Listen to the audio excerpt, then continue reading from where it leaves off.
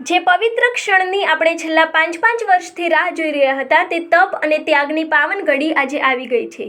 શ્રી વાસુ પૂજ્ય દાદાના રંગમંડપના જીર્ણોદ્ધારનું કાર્ય પૂર્ણ થવાના આ શુભ અવસરે તારીખ 2 ડિસેમ્બરથી 6 ડિસેમ્બર સુધી પંચાન્હ પ્રતિષ્ઠા મહોત્સવનું ભવ્ય આયોજન થઈ રહ્યું છે।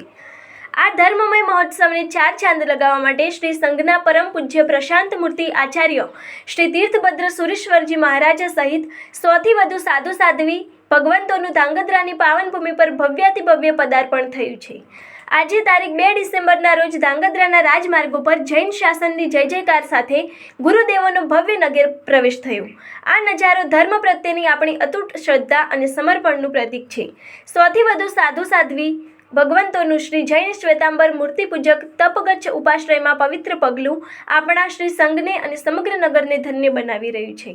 આ પંચાન્હ મહોત્સવ માત્ર પ્રતિષ્ઠા નથી પણ શ્રી સંઘની એકતા, ભક્તિ અને સમર્પણનું પર્વ છે।